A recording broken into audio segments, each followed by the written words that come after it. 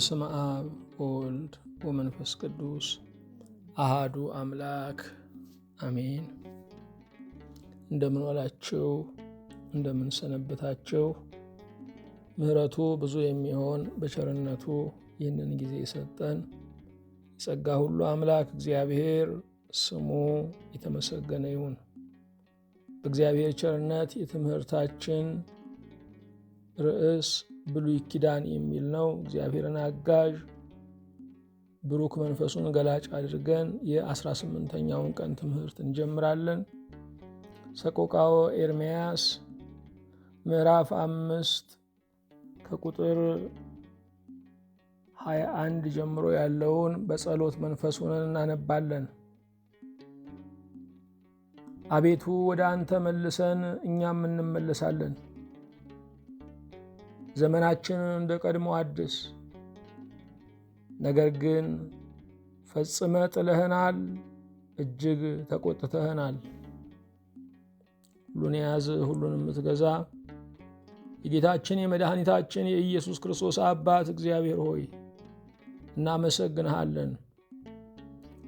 የምንኖርብህም የምንወርስህም ርስታችን አንተ ስለሆንክ በምድር ያሉ ወላጆች ሁሉ ሲሞቱ ርስታቸውን ለልጆቻቸው ያከፋፍላሉ። ከዚህ በኋላ የማይጠቀሙበትን ለትውልዳቸው ይሰጣሉ። አንተ ግን ሕያው ሳለህ ርስትን ያካፈልከን፣ ሳይጎልብህ የሰጠህን፣ ክብርህ ሳይቀንስ ክብርህን ያካፈልከን፣ ጸጋህ ሳይቀንስ ጸጋን ያትረፈረፍክልን እግዚአብሔር በሰማይና በምድር ክብር ምስጋና ለአንተ እናቀርብልሃለን። ብዙዎች ከወደዱን ይልቅ የአንተ ውድ ከአእላፋት ውዶች ልዩ ነውና፣ ብዙዎች ከቸሩን ይልቅ የአንተ ቸርነት ባለጠጋ ያደርጋልና፣ የፍቅር ዓይኖች ሞትን ያስወግዳሉ፣ የበረከት እጆችህም ድሆችን ያጠግባሉ። በነፍስና በሥጋችን የተንከባከብከን የምትንከባከበን፣ ለዛሬ የነበርከን ለነገም የምትኖረን አንተ ነህና በሰማይና በምድር ምስጋና እናቀርብልሃለን። በእንግድነት ዘመናችን ስለሰጠህን ስለዚህ ምድር፣ ስለዚህ አገር፣ ስለዚህ ቤተሰብ፣ በዙሪያችን ስላሉ ወዳጆቻችን የእኛ መኖር ስለሚያስደስታቸው ጓደኞቻችን ሁሉ ምስጋና እናቀርብልሃለን።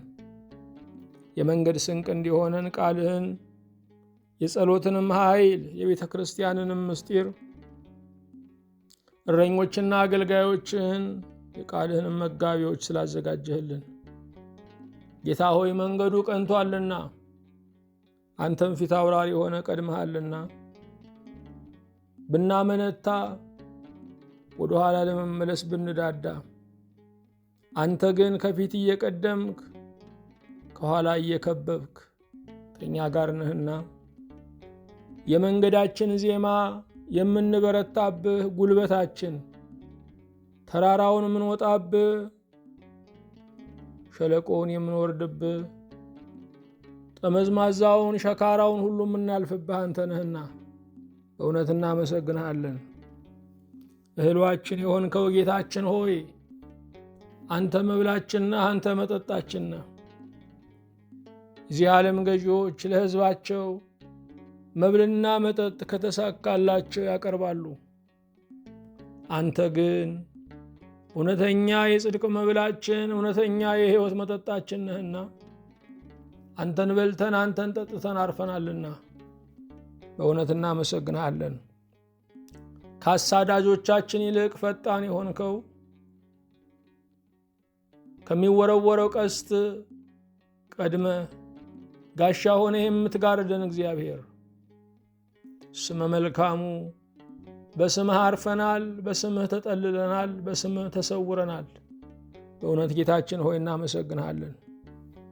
አንተ ያደከሙንን ዘመኖች ለትምህርት ያደከመንን አቀበት ለከፍታ ስላደረግከው የዘመናት ብሩክ የዓመታት ቅዱስ ሆይ በሰማይና በምድር ክብር ምስጋና ላንተ ይሁን።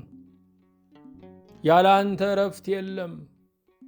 በምድር ያሉ ባለጠጎች የመጨረሻውን ጫፍ የነኩ ከመሬት እስከ ህዋ ድረስ የመጠቁ እነዚህ ሁሉ ገንዘብ፣ ሰላም፣ ንብረትም እረፍት እንደማይሆን መስክረዋል። እረፍት በአንተ ነውና አንተም ወደ እኔ ኑ አሳርፋችኋለሁ ብለህ የማረፊያውን ብቸኛ መንገድ አሳይተህናልና እረፍታችን ሆይ፣ እውነተኛው ሰንበታችን ሆይ እናመሰግንሃለን። ስለ ቸርነትህ በደላችንንና ኃጢአታችንን ሁሉ ይቅር እንድትል ከስህተታችን የተነሳ ለሚያስጨንቁን አሳልፈህ እንዳትሰጠን አቤቱ እንማልድሃለን። ተስፋህን እንድትፈጽምልን፣ ሀገርን በማዳንህ እውነት እንድታስብልን፣ ትውልድም በአንተ የሚያመልጥ የሚሻገር እንዲሆን የሚመሩን ሁሉ በጥበብ እንዲኳሉ፣ አባቶቻችን ሁሉ በሞገስ እንዲያገለግሉ አቤቱ እንማልድሃለን። ሁሉን የምትይዝ ጌታ ሆይ ልጆቻችንን፣ ትውልዶቻችንን፣ ገና እየበቀሉ ያሉትን ቡቃያዎቹን ሁሉ እንድትባርካቸው፣ ይህ ምድር ይህ ሀገር ለሕፃናት የጥበብ ከተማ እንዲሆን ፈሪሃ እግዚአብሔር በትውልድ ላይ እንዲሰለጥን አቤቱ እንጠይቀሃለን። ጌታ ሆይ ከሸመቀብን ከሥጋ ሥራ፣ ከዓለምም አሰራር፣ ከሰይጣንም ግብር ሁሉ ነፍሳችንን እንድትታደጋት፣ አሽክላውን እንድታደቀው፣ መረቡን እንድትበጣጥሰው፣ ቀንበር የሆነብንን ነገር ሁሉ ሰባብረህ ከላያችን ላይ እንድታወርደው፣ በነፃነት ለአንተ የምንዘምርበት ያለ ሕሊና ክስ በፊትህ የምናገለግልበት ወራት እንዲሆን አቤቱ እንጠይቀሃለን። ስለ ቸርነትህ በምድር ላይ ያሉትን ሕዝቦች ሁሉ በመባረክህ አቤቱ ባርካቸው። ቀንህ ትድረስላቸው። እቅድህ ጓዳቸውን ይቀድስ። ዓላማ የሕይወትን ብርሃን ይስጣቸው። አምላክ ሆይ በፊትህ በቆምን ጊዜ እንድናስባቸው አደራ ያሉንን ወገኖቻችንን ሁሉ ከተደበላለቀባቸው ስሜት ሁሉ በአንተ እንዲወጡ፣ ፍርሃታቸው እንዲታገስ፣ ያስጨነቃቸው ነገር ሁሉ እንዲረገጥ፣ አልታይ ያላቸው ነገር በስምህ እንዲበራ፣ ሁልጊዜ የቃልህ ወዳጆች የስምህ ምስክሮች እንዲሆኑ፣ ቤታቸው ለመጻተኞች ለድሆችና ለተጨነቁ ቀኑ ለጠረረባቸው ሁሉ ጥላ እንዲሆን አቤቱ እንማልድሃለን። ሀገራችን ኢትዮጵያን ከጥፋት ሕዝቡን ሁሉ ከመከራ አቤቱ ሰውርልን። ለዓለም ሁሉ የምህረት ፊትን እንድትመልስ፣ ለድሃ አደጎች፣ ለባልቴቶች፣ ወላጅም ለሌላቸው ሁሉ ጧሪም ላጡት እንድትራራ፣ ይሄ ቀን የተራቡ የሚጠጉበት፣ የታመሙ የሚፈወሱበት፣ በእምነት የደከሙ እንደገና ኃይል የሚቀዳጁበት እንዲሆን እንማልድሃለን። በሰላም ጀምረን እስክንፈጽም ጥበቃህ በዙሪያችን፣ ማዳን ምሕረትህ በመካከላችን ትሁንልን። በአንድ ልጅህ በጌታችን በኢየሱስ ክርስቶስ በእርሱ ያለ ክብር ጽን ለአንተ ይገባሃል። ከእርሱ ጋር ከመንፈስ ቅዱስም ጋር ትክክል የሚሆን ዛሬም ዘወትርም ለዘላለሙ አሚን። የእግዚአብሔር የአምላካችን ስሙ የተመሰገነ ይሁን።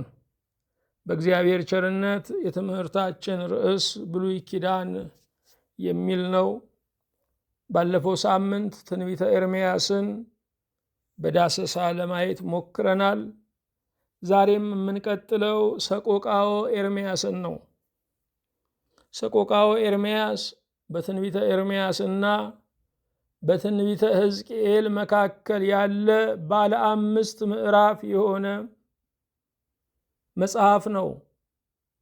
ሰቆቃወ ኤርምያስ መኖሩን እንኳ ብዙዎች አይገነዘቡም። ሰቆቃወ ኤርምያስ የትንቢተ ኤርምያስ አካል ነው። ሰቆቃወ ኤርምያስ ማለት የኤርምያስ ሐዘን፣ የኤርምያስ ልቅሶ፣ የኤርምያስ ሙሾ ማለት ነው። በዕብራይስጡ ኤካ የሚል ስያሜ አለው። በእኛ ሰቆቃወ ኤርምያስ የምንለውን በዕብራይስጡ ኤካ የሚል ስያሜ አለው። ትርጉሙ ለምን ማለት ነው። ለምን ሀገራችን ፈረሰች? ለምን መቅደስ አልባ ሆንን? ለምን ከሀገራችን ተሰደድን? ለምን እንባ ቀለባችን ውርደት ካባችን ሆነ?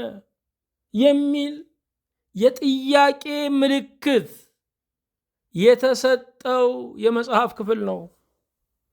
በዕብራይስጡ ሰቆቃወ ኤርምያስ ለምን ወይም እንዴት የሚል ስያሜ ተሰጥቶታል። ነቢዩ ኤርምያስ አስቀድሞ ንስሐ እንዲገቡ ሕዝቡን ጠራ። ሕዝቡ የማይመለሱ ከሆነ ኢየሩሳሌምም መቅደሱም እንደሚፈርሱ ተናገረ። እግዚአብሔር የመርህ አምላክ ነውና ሲመለሱ ይመለሳል። ባለመመለሳቸው ምክንያት የእግዚአብሔር ቃል እውነት ነውና ተፈጸመ። ኢየሩሳሌም ፈረሰች፣ መቅደሱም ተቃጠለ። ንዋያተ ቅድሳት ወደ ባቢሎን ተጋዙ። ሕዝቡም እንደ ከብት እየተነዳ ልዑላን ሳይቀሩ እጅና እግራቸው በሰንሰለት ታስሮ ወደ ባቢሎን ተጋዙ። ነቢዩ ኤርምያስ ይህ እንደሚመጣ አስቀድሞ አይቶ ቀድሞ ያለቀሰ ነቢይ ነው። ሁነቱን ባየቀንም ነቢዩ አለቀሰ። ተናግሬ ነበረ ብሎ አልሳቀም። ተራው የእናንተ ነው አልቅሱ ብሎ አልፈነደቀም። አሁንም ለኢየሩሳሌም አለቀሰ። የመቅደሱን መደምሰስ፣ የሕዝቡን መጋዝ ባየ ጊዜ ያወረደው የሐዘን ሙሾ ሰቆቃወ ኤርምያስ ተብሎ ተሰይሟል። ለምን የሚል እንዴት የሚል የመጽሐፍ ስያሜ አግኝቷል። ሰቆቃወ ኤርምያስ በግጥም በቅኔ ይዘት የተጻፈ በዕብራይስጥ ፊደላት ቅደም ተከተል በአሌፍ በቤት የተቀመጠ ነው። ሰቆቃወ ኤርምያስ በውስጡ 3 ነገሮች አሉ። የመጀመሪያው ሐዘን ነው። የኃጢአቱን ፍሬ ለሚበላው፣ በስህተቱ ውድቀት ለገጠመው፣ አልመለስ ብሎ ፍርድ ላገኘው ሐዘን። አስቀድመን የነገርናቸው ቅጣት በመጣባቸውም ቀን ልናዝንላቸው፣ ልናለቅስላቸው፣ እግዚአብሔር በይቅርታ እንደገና እንዲያስባቸው ልንማልድላቸው ይገባል። ነቢዩ አስቀድሞ የመከረ የገሰጸ፣ አስቀድሞ የሚመጣውን አይቶ ያለቀሰ ነው። የእውነቱ ቀን በመጣ ጊዜም ከሚያለቅሰው ሕዝብ ጋር አለቀሰ። ስለዚህ ሰቆቃወ ኤርምያስ በውስጡ ሐዘን ነው ያለው። ሐዘኑ የእስራኤል ስርዓተ መንግስት መፍረሱ፣ የእስራኤል መቅደስ መፍረሱ፣ የእስራኤል ሕዝብ መጋዙ ነው። ሰቆቃወ ኤርምያስ በውስጡ ንስሐ አለው። እግዚአብሔር ይቅር እንዲል፣ ተመልሶ ሕዝቡን እንዲጎበኝ፣ እንደ በደላችን ብዛት እንደ ሰውነታችን ክፋት ሳይሆን የቸርነቱን ሥራ እንዲሰራልን በውስጡ ንስሐ አለው። እኔም አይሁዳዊ ነኝ፣ አይሁዳውያንን ወክዬ ይቅርታ ጠይቀሃለሁ የሚል ድምፀት አለው። በእውነት እያንዳንዳችን ኢትዮጵያውያን ነንና ኢትዮጵያውያንን ወክለን ንስሐ መግባት እንችላለን። አቤቱ እኔንና ሕዝቤን ይቅር በል ማለት እንችላለን። ይህንን እነ ነህምያ አድርገዋል። በግዞት የነበሩት እነ ነቢዩ ዳንኤል አድርገዋል። ሰቆቃወ ኤርምያስ በውስጡ ሐዘን፣ በውስጡ ንስሐ አለው። ይሄ ብቻ አይደለም፣ በውስጡ ተስፋ አለው። እግዚአብሔር ምልስ አምላክ መሆኑን፣ እግዚአብሔር ይቅር ባይ መሆኑን፣ መፍረስ መጨረሻ፣ መጋዝም መጨረሻ፣ ልቅሶም መጨረሻ አለመሆኑን ተስፋ የሚነግር መጽሐፍ ነው። ተስፋ የሚገኝበት ብቸኛ አድራሻ እግዚአብሔር ነው።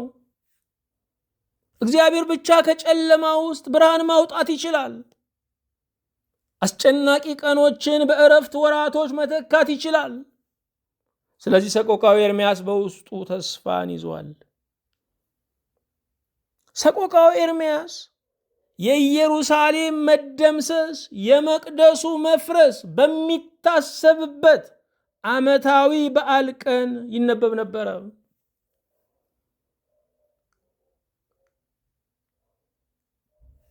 ቤተ ክህነቱና ቤተ መንግስቱ ተባብሮ እግዚአብሔርን ያስቀየመበት ዘመን ነበረ፣ የኤርምያስ ዘመን። ስለዚህም ስርዓተ መንግስቱ ፈረሰ፣ ቤተ ክህነቱም አብሮ ፈረሰ። የኢየሩሳሌም ቅጥር ብቻ ሳይሆን መቅደሱም ወደመ። ሃይማኖታዊ ተውኔት ይሰሩበት የነበረው፣ እግዚአብሔርን በእውነት ሳይሆን በለበጣ ያመልኩበት የነበረው ያ መቅደስ ፈረሰ። በዛ መቅደስ ምርቃት ቀን እግዚአብሔር ለዚያ ስፍራ ለዚያ መቅደስ ቃል ኪዳን ሰጥቶ ነበረ። ትንቢት የተነገረለት ሱባኤ የተቆጠረለትን መቅደስ ምን አፈረሰው? ኃጢአት አፈረሰው። እግዚአብሔር ኢትዮጵያን ጥሎ እንደማይጥል ምንም ብንበድል እንደማንጠየቅ እናስብ ይሆናል። የሰሎሞንን መቅደስ ያፈረሰው ኃጢአት ነው። የማያስተውል ሕዝብ ይገለበጣል ተብሎ እንደተጻፈ መገልበጥ፣ መደምሰስ፣ መጥፋት ይመጣል። ከክፉ ቀን የምንድነው በጉራ አይደለም። ከክፉ ቀን የምንድነው በከንቱ ትምክቶች አይደለም። ከክፉ ቀን መዳኛው፣ መጠለያ፣ ታዛው ንስሐ ነው። ኢየሩሳሌም ስትፈርስ በዓይኑ አየ። የዚያን ጊዜ ሰቆቃወ ኤርምያስን ነቢዩ ጻፈ። የእግዚአብሔር ሰዎች ለትውልድ ያዝናሉ፣ ለሀገር ያዝናሉ። ከሁሉ በላይ እድል እያላቸው ባልተጠቀሙ ሰዎች ያዝናሉ። ከሁሉ በላይ እድል እያላቸው፣ ነቢይ እያላቸው፣ መጽሐፍ እያላቸው፣ ካህን እያላቸው ባልተጠቀሙ ሰዎች፣ እድላቸውን በገፉ ሰዎች፣ መድኃኒት ሳላቸው በታመሙ፣ ሕይወት ባላቸው ሳላቸው በሞቱ ሰዎች የእግዚአብሔር ሰዎች ያዝናሉ። በእውነት በዓለም ላይ ትልቁ ኪሳራ መድኃኒት እያለ መታመም ነው። ሕይወት እያለ መሞት ነው። በምድር ላይ የምንቀበላቸው ፈተናና መከራዎች አማራጭ የሌላቸው ሊሆኑ ይችላሉ። በምድር ላይ የምንቀበላቸው መከራና ፈተናዎች አማራጭ የሌላቸው ሊሆኑ ይችላሉ። የዘላለም ሞት ግን አማራጭ አተን የምንገባበት አይደለም፣ በምርጫ የምንገባበት ነው።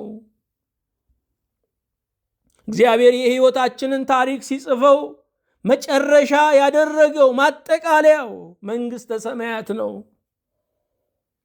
ከተጻፈልን ወጥተን ራሳችንን በሲኦል በገሃነም የምናገኘው ተጠያቂዎቹ እኛው ነን። ሰቆቃወ ኤርምያስ ለቤተ ክርስቲያን የንስሐ የተስፋ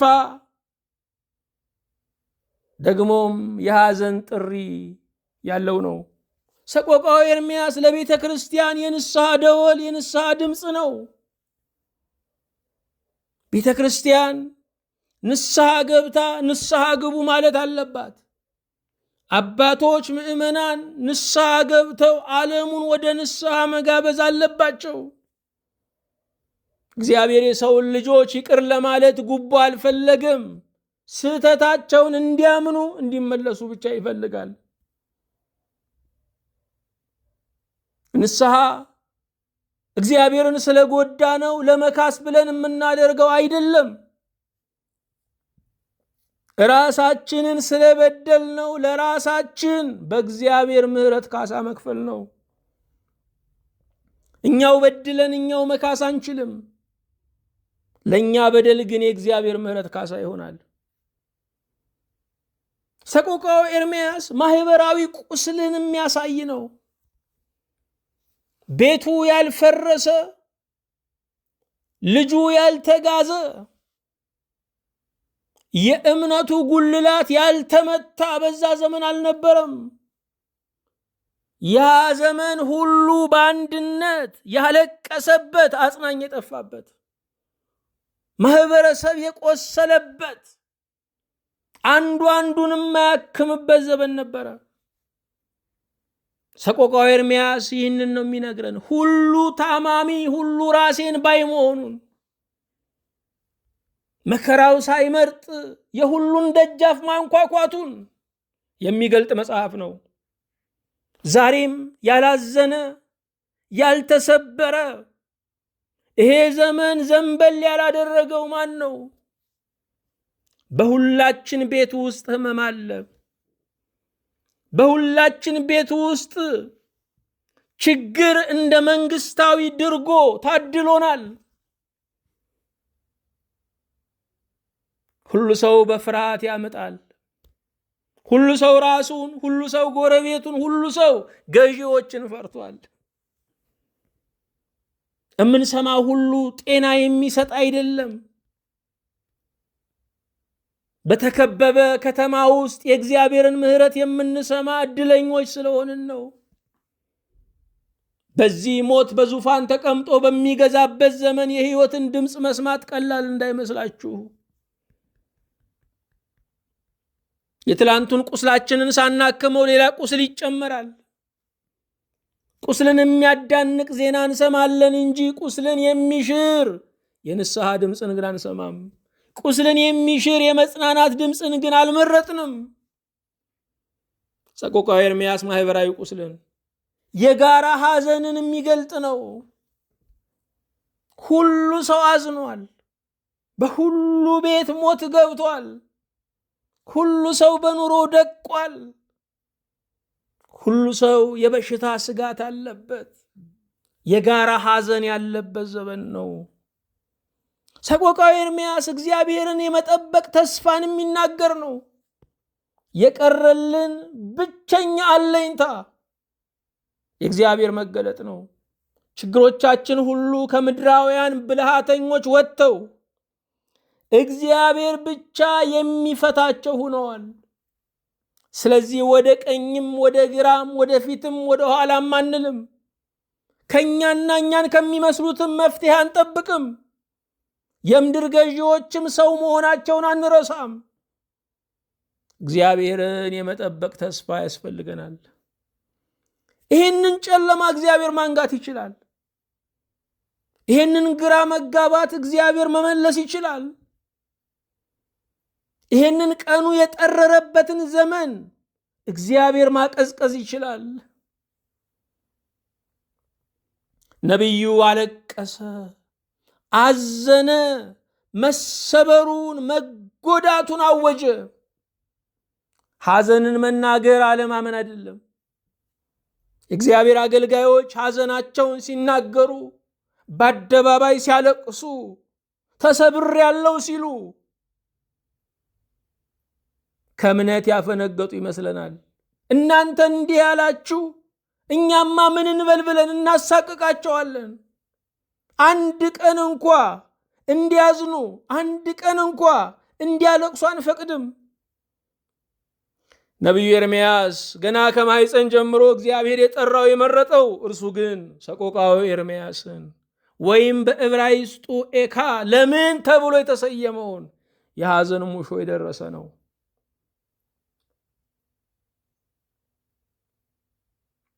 ነቢይም ያዝናል፣ በእግዚአብሔር ግን ይጽናናል። ነቢይም ያለቅሳል፣ በእግዚአብሔር ግን እንባው ይታበሳል። የእግዚአብሔር አገልጋይ መሆን ማለት፣ ነቢይ መሆን ማለት፣ ጸጋው የበዛለት መሆን ማለት ያለ ችግር መሆን አይደለም።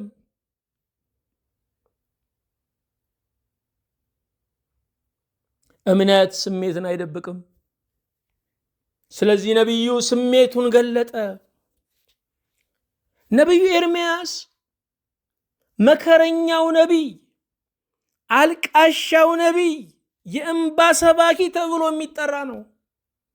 ዘመኑን በሙሉ ያለቀሰ የተሰበረ ነው። በሚያገለግለው ሕዝብ እንባ ቀለቡ የሆነ ነቢይ ነው። ሌሎቹ ነቢያት ኃይለኞች፣ ገሳጮች ናቸው። ኤርምያስ ግን ስለ ሕዝቡ አመፀኝነት የሚያለቅስ፣ የሕዝቡን እንባ ወርሶ የሚያነባ፣ ለማያፍር ሕዝብ የሚያፍር ነበረ። መከረኛ ነበረ። ያንድ አገልጋይ መከራው ከማይሰማ እንደ ጥቁር ድንጋይ ከሚያንሸራትት ከማይርስ ወገን ጋር መኖር ነው። የማይሰሙትን ማናገር የአገልጋይ መከራ ነው። በለበጣ የሚኖሩትን መታሰር የተስማማቸውን መስበክ የአንድ አገልጋይ መከራ ነው። ኤርምያስ መከረኛ ነቢይ ነበረ። ሕዝቡን ለንስሐ የጠራ ነው። ኤርምያስ ሟርተኛ እስኪባል ድረስ፣ ከአፉ ደግ አይወጣም እስኪባል ድረስ የንስሐ ጥሪና የሚመጣውን ውጤት ያስታወቀ ነው። ነቢይ ሊመጣ ያለውን ነገር የሚያሸት፣ አስቀድሞ በእግዚአብሔር ዓይኖች እያየ የሚያስታውቅ፣ በማማ ላይ እንዳለ ጉበኛ ክፉ ቀን እየመጣ ነው ብሎ የሚነግር ነው። ዛሬን የሚተርክማ ዜና አንባቢ ነው። የነቢይ ወጉ እየመጣ ያለውን ጥፋትና በረከት ማሳወቅ ነው። ከሕዝቡ መንገድ እየቀደመ መንገዱን መጥረግ ነው። ኤርምያስ ሕዝቡን ለንስሐ የጠራ ነው። ዛሬ ንስሐን ካንጀቱ የሚሰብክም የንስሐ ትምህርትንም ታግሶ የሚሰማ የሚሰበክም እየጠፋ ነው። በደላችን በጣም በዝቷል። መድኃኒቱን መስማት ግን አንፈልግም። ስለዚህም በእግዚአብሔር ተስፋ ሳይሆን በእኛ ምኞት ሕዝቡን እየደለልነው ነው። እኛን እስካጠገበ ድረስ እግዚአብሔር ምንም እንደማይለው እየነገርነው ነው። የእኛ ወዳጅ የእግዚአብሔር ወዳጅ የሚሆን ይመስለናል። አይደለም። የእግዚአብሔር ወዳጅ ነው የእኛ ወዳጅ የሚሆነው። ሕዝቡን ለክፉ ቀናችን ወታደር ለሚያሻን ቀን እያዘጋጀ ነው። ለአማኝነት ሳይሆን ለደጋፊነት እየመለመልነው ነው። ስለዚህም የንስሐን ድምፅ አንነግረው። የስሜት ጣቢያውን እየፈለግን ነው የምንነግረው። የእግዚአብሔር አገልጋዮች ሳይሆን የዘመን ሙቀት አገልጋዮች፣ የስሜት አገልጋዮች እየሆንን ነው። ኤርምያስ የቤተ መቅደሱን ጥፋት ያስጠነቀቀ ነው። ቤተ መቅደሱ እንደሚፈርስ እየተናገረ ነበረ። እግዚአብሔር ይህንን አያደርገውም ይል ነበር ያ ሕዝብ።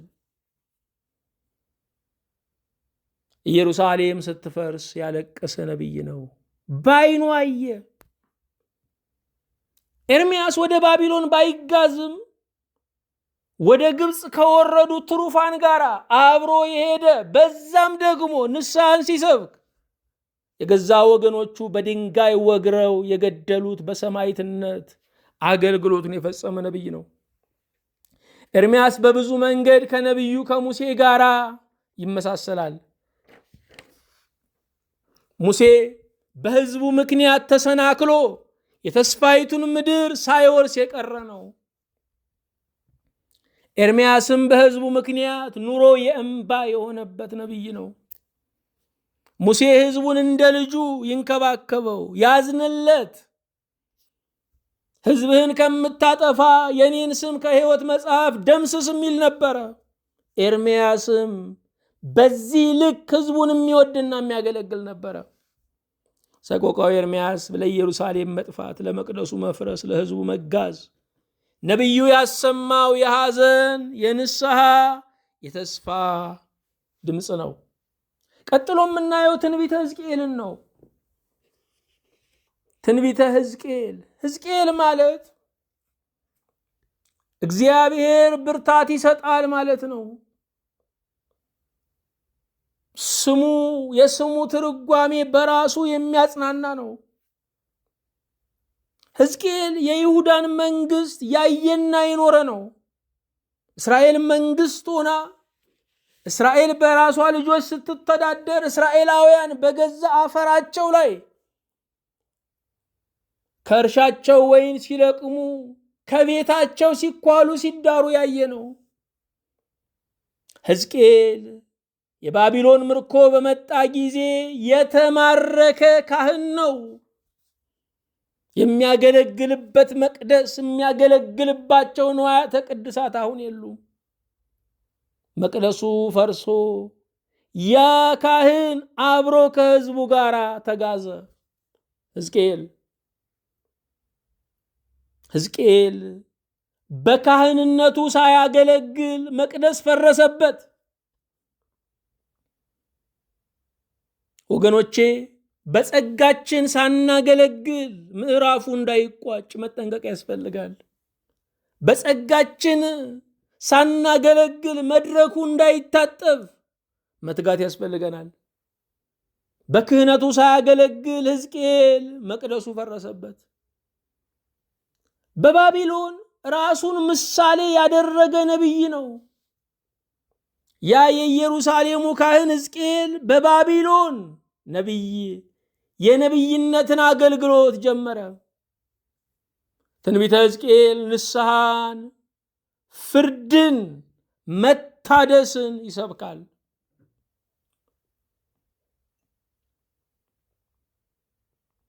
ንስሐ ከፍርድ በፊት የሚሰበክ ነው። ስለዚህ ትንቢተ ሕዝቅኤል ንስሐን ያውጃል። ትንቢተ ሕዝቅኤል ፍርድንም ይናገራል። ምክንያቱም እግዚአብሔር ለእያንዳንዱ እንደ ስራው ይከፍላል። ፈራጅ አምላክ ስለሆነ፣ ሕይወት ምርጫ ስለሆነች እያንዳንዱ ሰውም የመረጠውን የመቀበል ግዳጅ ስላለበት ፍርድን ይሰብካል። ይሄ ብቻ አይደለም፣ መታደስን ተስፋንም ይሰብካል። ይሄ ሁሉ ይለወጣል። የቅጣት ዘመን በምህረት ይለወጣል። እግዚአብሔር ተመልሶ ይምረናል የሚል ተስፋ በትንቢተ ሕዝቅኤል ውስጥ ይታያል። ሕዝቅኤል የደረቁ አጥንቶች በሚለው ስብከቱ ይታወቃል።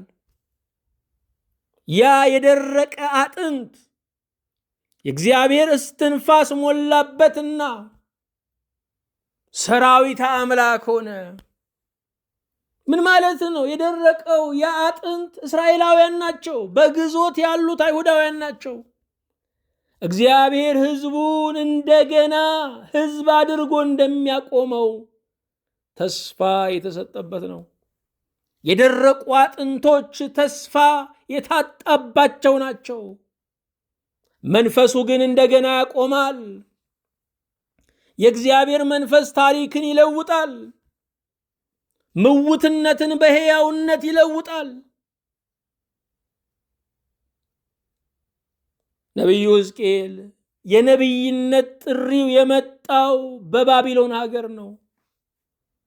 እግዚአብሔር በባቢሎን ምድር ላይ ለነቢይነት ጠራው።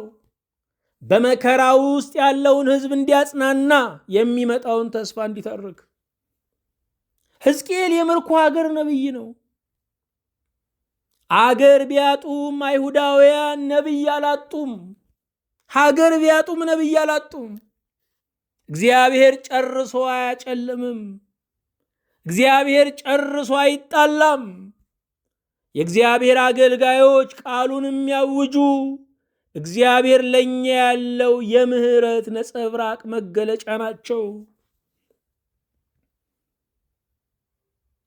ነቢዩ ሕዝቅኤል የሕዝቡ አለቃ አሁንም እግዚአብሔር መሆኑን እንዲናገር የተላከ ነው። የሕዝቡ አለቃ ናቡከደነጾር ዳርዮስ አይደለም። የሕዝቡ አለቃ እግዚአብሔር መሆኑን እንዲናገር የተላከ ነው። እግዚአብሔርን በክብሩ አይቶ የተጠራ ነው። እግዚአብሔርን በዙፋኑ አይቶ የተጠራ ነው።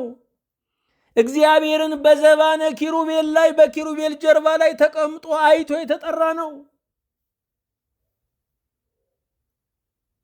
በምርኮ ምድር ላይ እግዚአብሔርን በዙፋኑ ሆኖ በራእይ ሲያየው እግዚአብሔር በኢየሩሳሌም ብቻ ሳይሆን በባቢሎንም እንዳለ ተረዳ።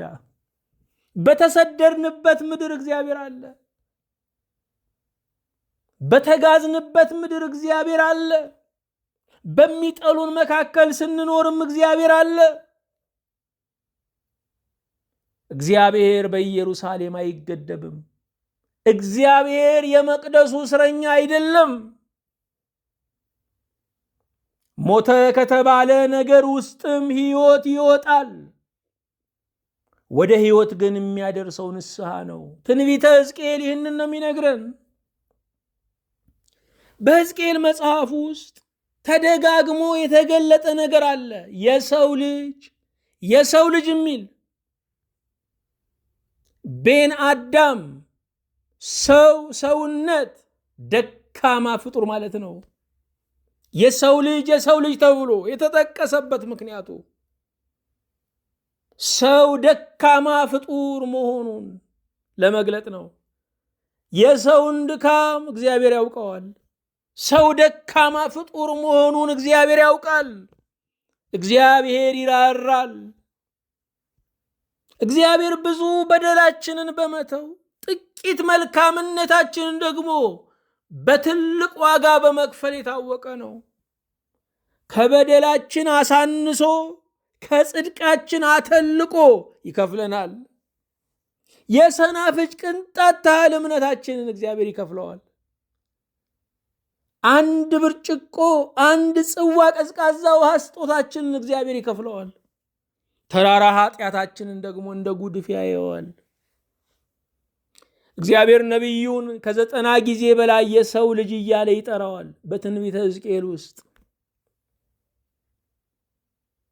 ለምን የሰው ልጅ አለው? ራእይ ቢያይም ሰው መሆኑን እንዲረዳ፣ አዳኝ ያስፈልገኛል እንዲል ነው።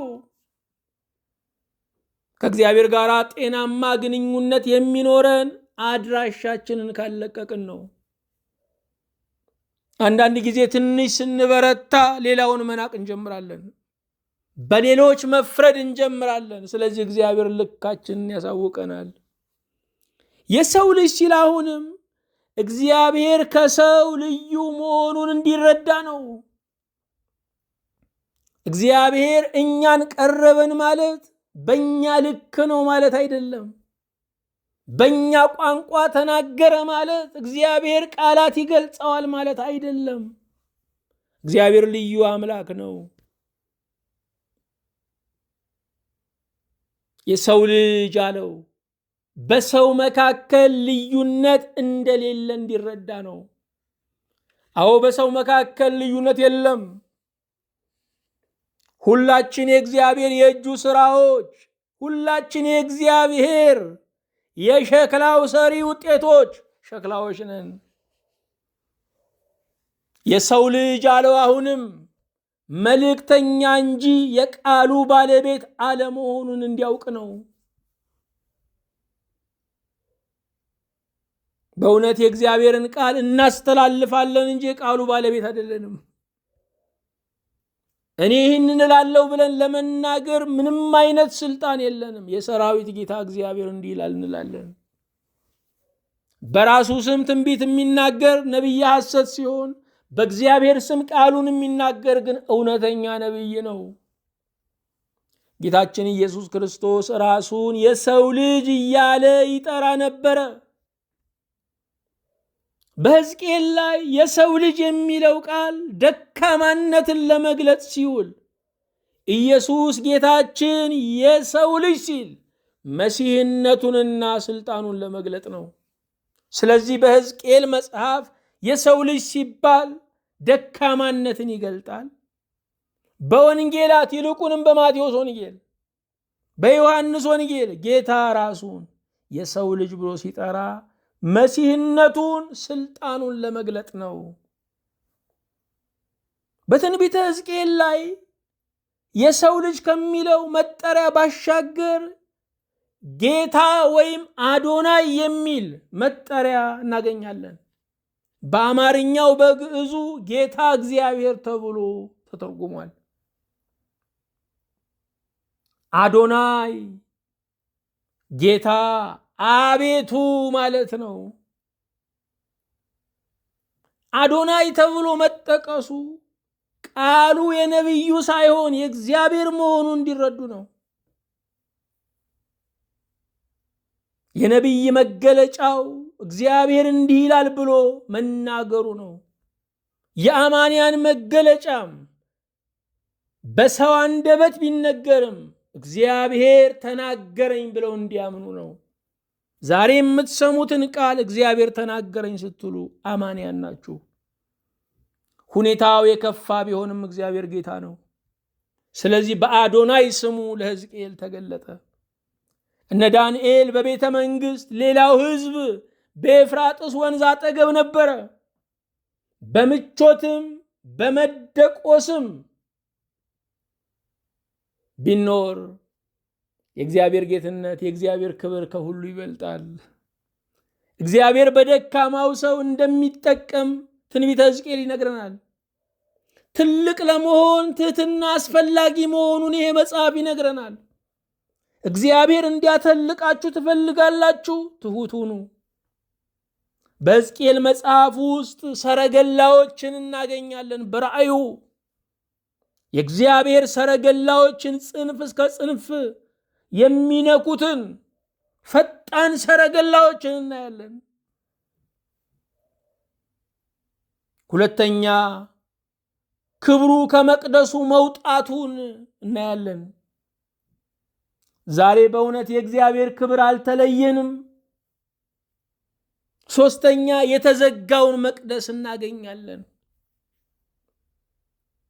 አራተኛ አዲስ ልብና አዲስ መንፈስን እናገኛለን። እግዚአብሔር አዲስ ልብ፣ አዲስ መንፈስ፣ አዲስ አስተሳሰብ፣ አዲስ ተነሳሽነት መስጠት የሚችል አምላክ ነው። ክብሩ ከመቅደሱ ወጥቷል። ክብር ማለት ካቦድ ማለት ነው። የመቅደሱ መኖር የእግዚአብሔር ስልጣን ከነርሱ ጋር ለመኖሩ ምልክት ነበረ። በአፍኒንና በፊንሃስ ክብር ከእስራኤል ለቀቀ እንደተባለ በባቢሎን ምርኮም ክብር ለቀቀ። ክብሩ የወጣው በጣዖት ነው፣ በስውር ኃጢአት ነው፣ እግዚአብሔር አያየንም በሚል ሰበብ ነው። ክብሩ በአንድ ጊዜ አልወጣም፣ ደረጃ በደረጃ ነው የወጣው። ከመቅደስ ወደ ከተማ ወጣ፣ ከከተማ ወደ ደብረ ዘይት ተራራ ወጣ። እግዚአብሔር ቶሎ አይተውም። ትንቢተ ሕዝቅኤል ይህንን ነው የሚነግረን። ክብሩ ሲወጣ መቅደሱ ባዶ ሆነ። ስርዓት አለ፣ የእግዚአብሔር መገኘት ግን የለም። ሃይማኖት አለን ይላሉ፣ ሕይወት ግን የላቸውም። ትንቢተ ሕዝቅኤል የሚደመድመው ተስፋው ይመለሳል በማለት ነው። እግዚአብሔር ተስፋውን ይመልሳል። ዛሬ ሰቆቃወ ኤርምያስን በዕብራይስጡ ለምን የሚል ስያሜ የተሰጠውን መጽሐፍ አይተናል። ትንቢተ ሕዝቅኤልን አይተናል። በሁለቱም ውስጥ ንስሐን፣ ፍርድን፣ ተስፋን አይተናል። ስለዚህ በንስሐ ወደ እግዚአብሔር መመለስን፣ የመጣው ቁጣ እንዲመለስ ዛሬም መፍትሄ ያለ መሆኑን፣ እግዚአብሔር ደግሞ የተስፋ አምላክ ነገን ከዛሬ የተሻለች አድርጎ መስራት የሚችል አምላክ መሆኑን ማመን ይገባናል። ስለነበረን ጊዜ አምላካችን የእግዚአብሔር ስሙ የተመሰገነ ይሁን። አቤቱ ጌታችን እናመሰግንሃለን። ክብርህ ፍጹም የሆነ የዘላለም አምላክ ከፍ ከፍ እናደርግሃለን። ስለሰጠህን ጊዜ በፊትህም ስለተገኘንበት ሞገስ ተመስገን። እንደ ቸርነትህ ያዘነውን፣ የተሰበረውን፣ የተጎዳውን ሁሉ የካሳ ዘመን እንድትሰጠው እንማጸናለን። ተስፋ ያጡ ሁሉ ተስፋ እንዲያገኙ፣ በሐዘን በምሬት የሚኖሩ ሁሉ በአንተ ብስራት ዛሬ እንዲታደሱ እንማጸናለን። ጌታ ሆይ ሁላችን ያዘንበት፣ ሁላችን የተጎዳንበት የማይል የማያቃስት እስከማይኖር ድረስ በየቤቱ ስብራትና ስጋት የገባበት ዘመን ነው። አቤቱ ለዓለም ሕዝብ ሁሉ የምሕረት ፊትህን መልስ። እውነተኛ የቃልህ አገልጋዮችን እባክህ አስነሳልን። ስለ ሁሉም እናመሰግንሃለን። በጌታችን በኢየሱስ ክርስቶስ በእርሱ ያለ ክብር ጽን ላንተ ይገባሃል። ከእርሱ ጋራ ከመንፈስ ቅዱስም ጋራ ትክክል የሚሆን ዛሬም ዘወትርም ለዘላለሙ አሜን።